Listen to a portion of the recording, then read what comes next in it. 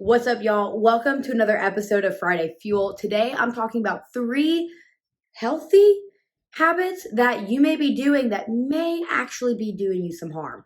Let's talk about those.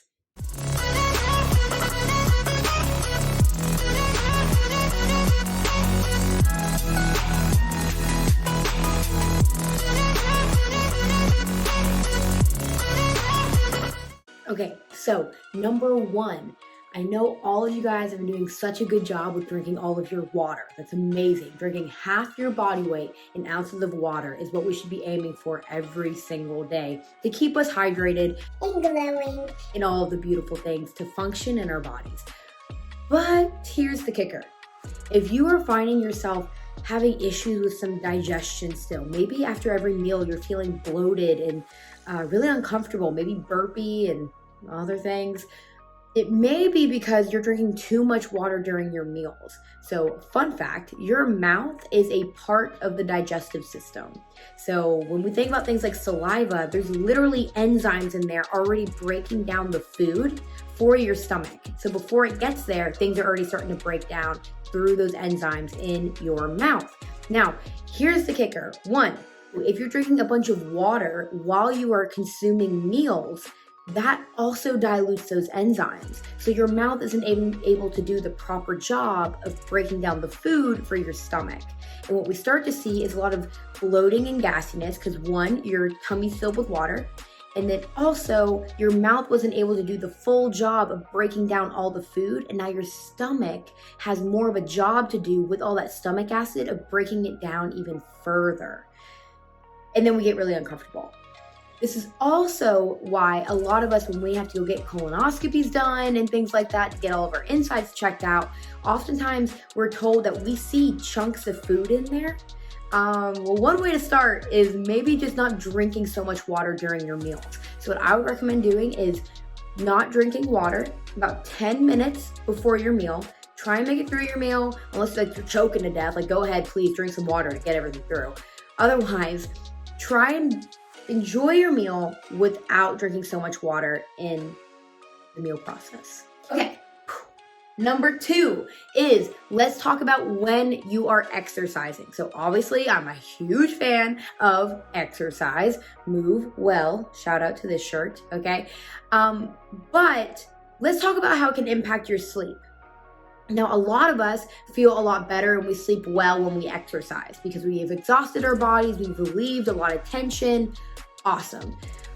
But if we are exercising too close to bedtime, what I find is some of my clients have a hard time going to sleep, staying asleep, or they're just not sleeping deep enough. They may be in sleep, but they're not actually hitting REM sleep, or their watch, the Whoops and all the fancy watches out there will tell you whether or not it was a restful sleep, a deep sleep, which is where we know all of the beautiful restoration is happening, right? And that's when we can really recover.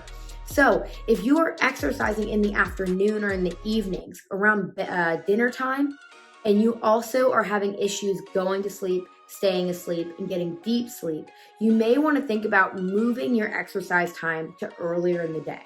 Now, I know a lot of us work and we have all of life things happening, so middle of the day may not be ideal.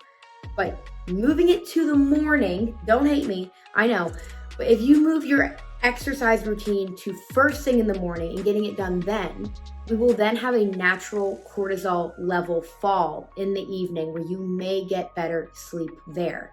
Because what happens is our cortisol levels, our stress hormones, naturally are highest in the morning. That's why we're most productive in the morning more often than not. But what happens as the day moves on, it curves on down. And that's natural because we need our bodies to slow on down into a restful night routine. So that may be a helpful thing if you are not having issues sleeping and you can exercise at 8 p.m. and you are crushing with the sleep game, go get it. Okay, number 3, no naked carbs. All right, this is a tip I'm reiterating from a past video where I made a blueberry smoothie, my antioxidant gorgeous smoothie. I'll go ahead and put the link in the description here so you can go get a little tip to it. But what I'm reiterating is the importance of including protein and fat every single time you eat a carb. So a pure carb being things like different fruits. So apples, bananas, blueberries, all beautiful fruits that we enjoy and love, all the things. But when we eat them alone, they spike our blood sugars. Because when we only have carbs, our body just takes in all that sugar, and then we have a lot of sugar in our bloodstream. Now, in a world where we're now trying to fight type 2 diabetes and insulin resistance, we're really mindful of how we are consuming food now. And we know that when we pair protein and fat to our carbs, it doesn't spike our blood sugars nearly as much. So rather than it spiking up and down when we just eat an apple, if I were to pair almond butter and cinnamon to it, it'll be a nice little curve, all right? Not nearly as spiky, because when we go up and then down, this is the crash. This is the 2 p.m. where you feel like garbage and you want to take a nap, and you are also ravenous for something sweet. But instead, when we have this nice flowing curve, we have long-lasting energy to last us through the day, okay? So make sure you add protein or a fat to those carbs and you will feel better. And I'm not hating on carbs. You know I love me some carbs. I eat them every single day. I need them. But I always make sure I have something to slow its roll, not make me crazy. And then, because girl doesn't have time for a nap all the time. I don't have a post-low, post-high nap time. I need to stay going. Thank you all so much again for watching Friday Fuel. I love hanging out with you guys. Of course, please, please, please, if you have any questions, please email me at brianna@the-strongside.com. I am always here to answer your questions. Now, go on. I want you to move well, feel well, and live well. I'll see y'all next time.